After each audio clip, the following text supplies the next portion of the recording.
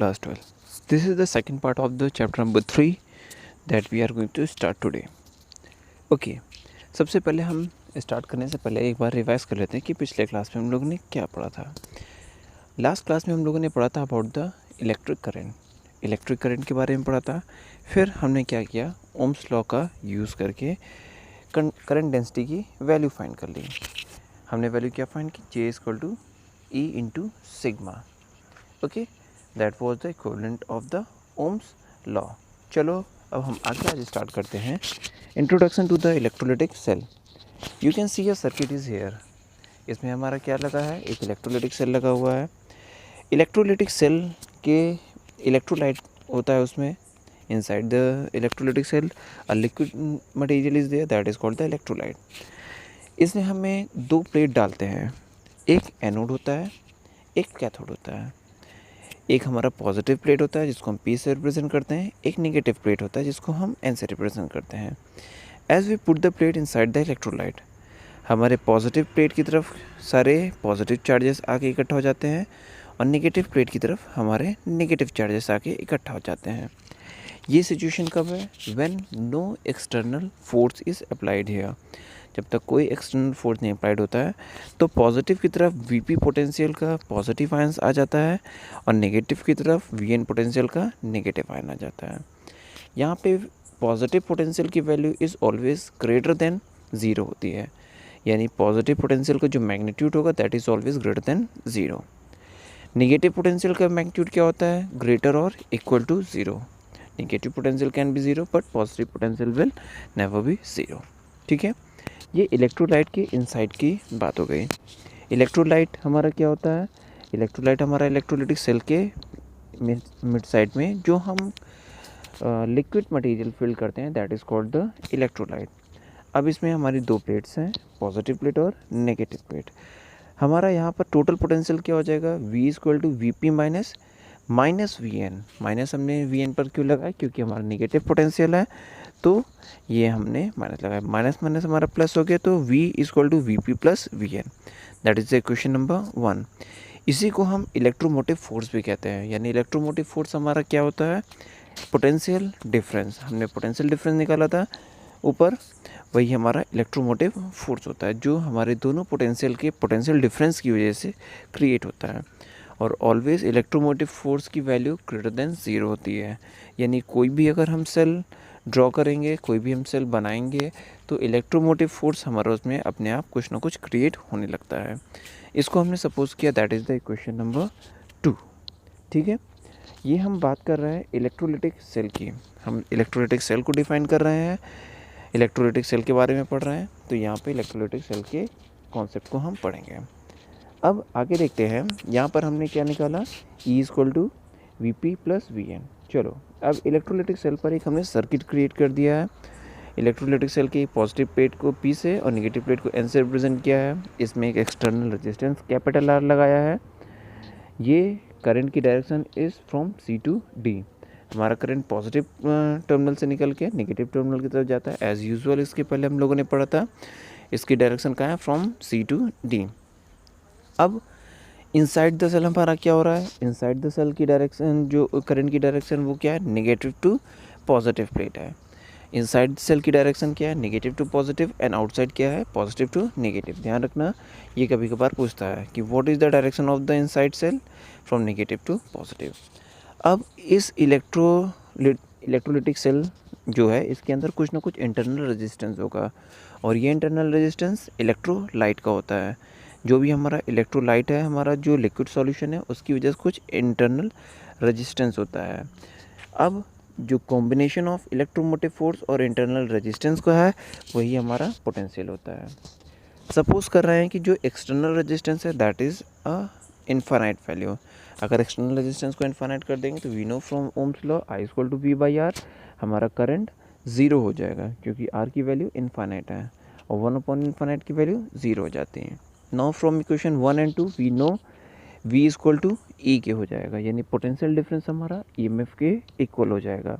कब EMF के equal होगा, when external resistance is at infinite. इसको हम क्या सपोज करेंगे, इक्वेशन नंबर 3। इसको हम इक्वेशन नंबर 3 सपोज करते हैं। ठीक है, ये हमारा था इलेक्ट्रोलाइटिक सेल का कॉन्सेप्ट कि हमारा करंट कैसे इलेक्ट्रोलाइट के अंदर फ्लो करता है और हमारा करंट की डायरेक्शन क्या होता है। From positive terminal to negative terminal होता है आउटसाइड और नेगेटिव टू पॉजिटिव होता है इनसाइड। ये हमारा वापस सर्किट को हम ड्रॉ कर लेते हैं। नाउ अगेन एक बार हम फिर से इसको देख लेते हैं, ठीक है। नाउ हमने इसके पहले पढ़ा था कि ईएमएफ हमारा पोटेंशियल के इक्वल हो जाता है, यानी ईएमएफ की वैल्यू क्या हो जाएगी, वीपी प्लस वीएन। ये क्वेश्चन नंबर 2 से हमने निकाल लिया। When current is not equal to zero, जब करंट हमारा ज़ीरो नहीं है, हमारा करंट फ्लो कर रहा है एक्सटर्नल सर्किट में। अब ये हमारा इंटरनल रेजिस्टेंस किसकी वजह से होता है, because of the electrolyte present inside the cell. हमारे सेल के अंदर जो इलेक्ट्रोलाइट होता है उसकी वजह से होता है। करंट की डायरेक्शन इनसाइड द सेल किधर है, negative to positive, and outside the cell किधर है, पॉजिटिव टू नेगेटिव है, ठीक है। ये हमारा इलेक्ट्रोलाइटिक सेल का कॉन्सेप्ट है। अब हम जैसे ही किसी सर्किट से इलेक्ट्रोलाइटिक सेल को कनेक्ट करते हैं, हमारा पोटेंशियल डिफरेंस क्रिएट होता है। पोटेंशियल डिफरेंस क्रिएट होने की वजह से करंट फ्लो करना स्टार्ट करता है। नाउ यहाँ पे टोटल पोटेंशियल क्या हो जाएगा, EMF माइनस IR। IR क्या है, हमारा potential due to the internal resistance. हमारा इंटरनल रेजिस्टेंस की वजह से पोटेंशियल जो होता है वो हमारा EMF में माइनस हो जाता है, यानी हमारा बैटरी जितना भी EMF जनरेट करेगा उसमें कुछ एनर्जी लॉस होता है, जो पोटेंशियल लॉस होता है, जो I स्मॉल r के इक्वल होता है, और जितना लॉस होने के बाद जो हमें पोटेंशियल मिलता है that is called the V। Now we know V is equal to IR। V is equal to IR हमें पता है।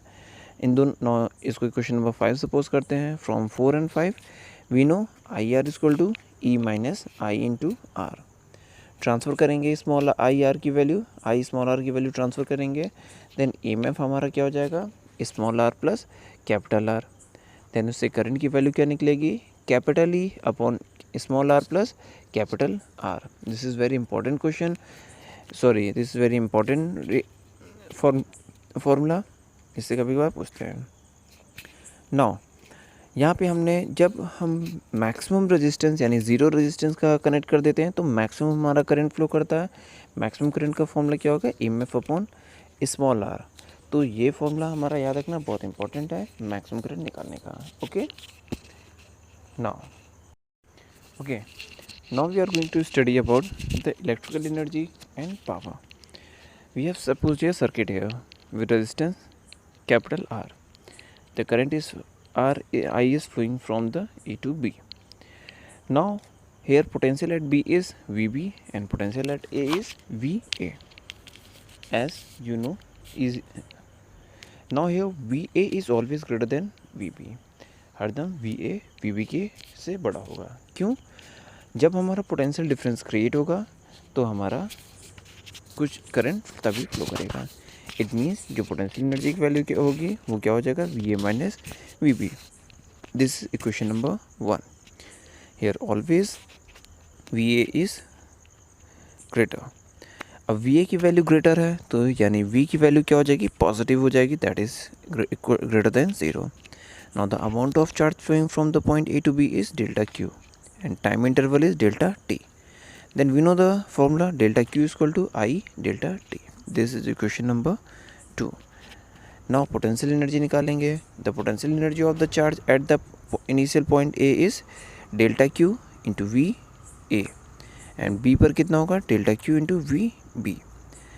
Now change in a potential energy क्या हो जाएगा हमारा, change in a potential energy is delta U potential. Delta U potential को हम क्या बोलते हैं, change in a potential energy.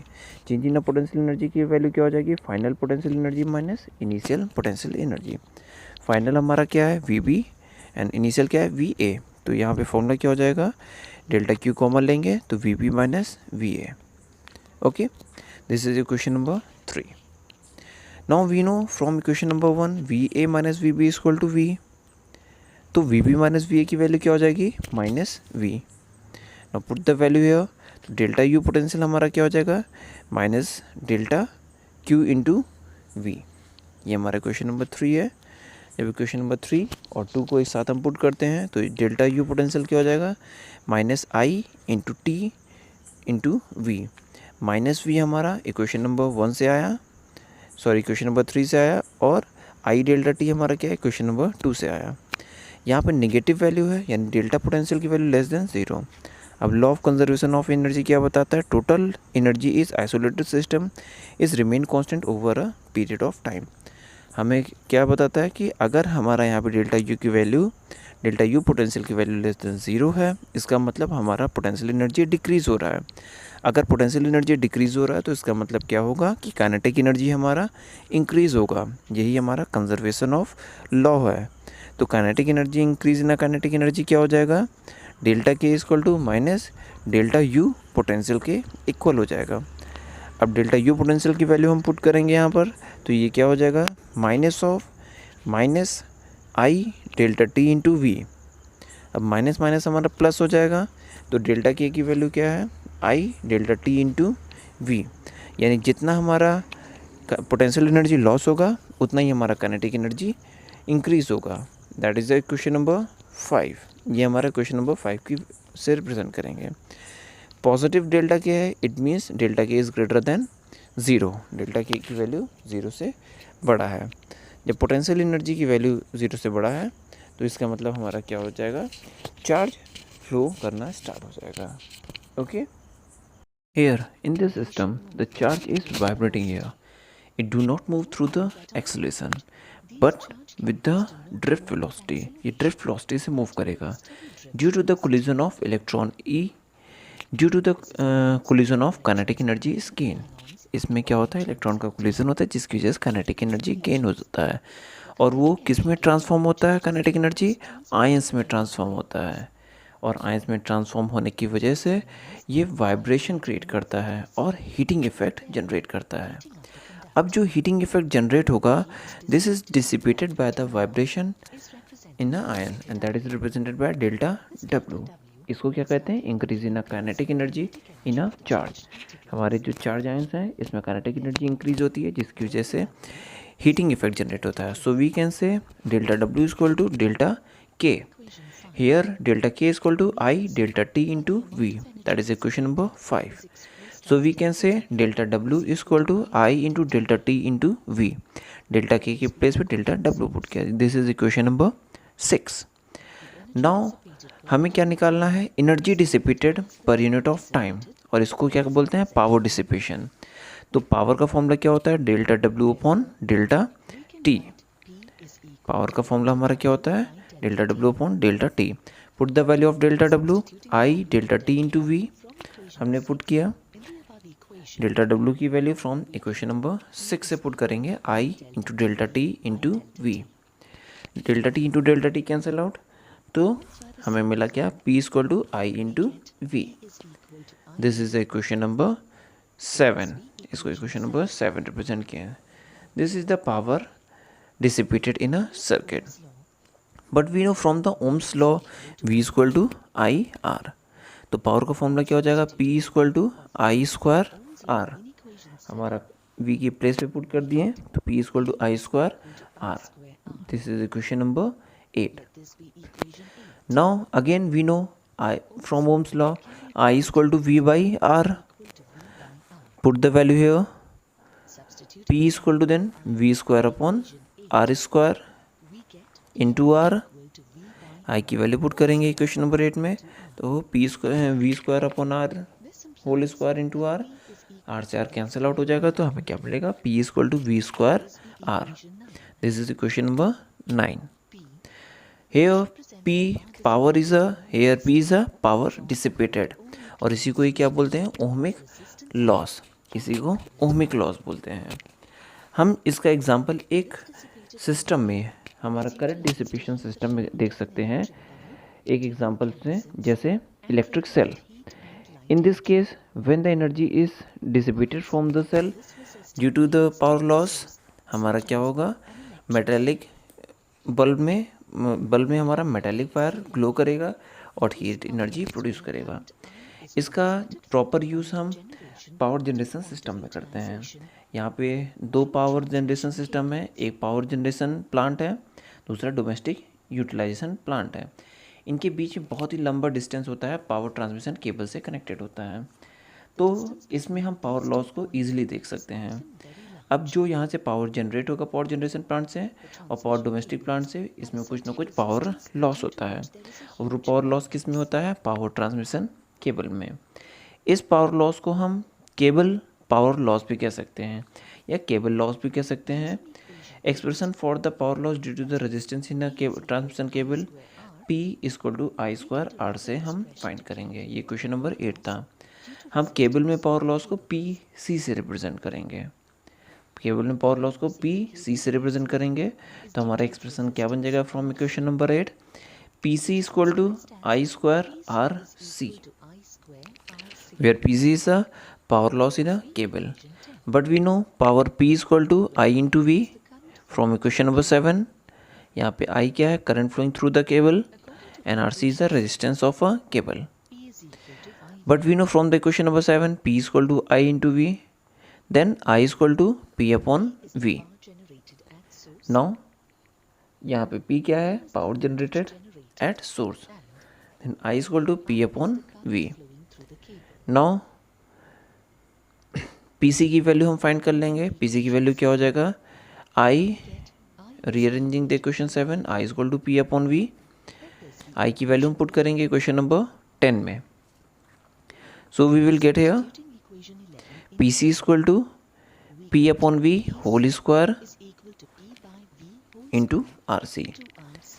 Open the bracket, then it will be P²/V² into RC, and this is the equation number 12.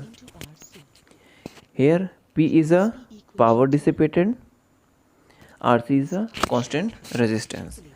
जो भी हमारे power का dissipation होगा वो कांस्टेंट होगा। इसका मतलब क्या है? PC जो है वो directly inversely proportional to the V² के है। PC हमारा किसके इन्वर्सली प्रोपोर्शनल है?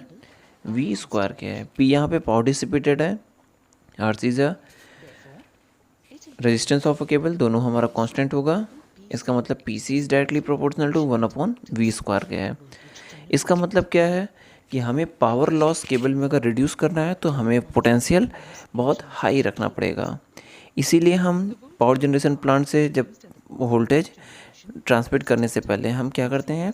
स्टेप अप ट्रांसफार्मर लगाते हैं। हम जब पावर जनरेशन प्लांट से ट्रांसमिट करेंगे तो स्टेप अप ट्रांसफार्मर लगाते हैं जिससे वोल्टेज हाई कर देते हैं। वोल्टेज हाई की वजह से क्या होता है?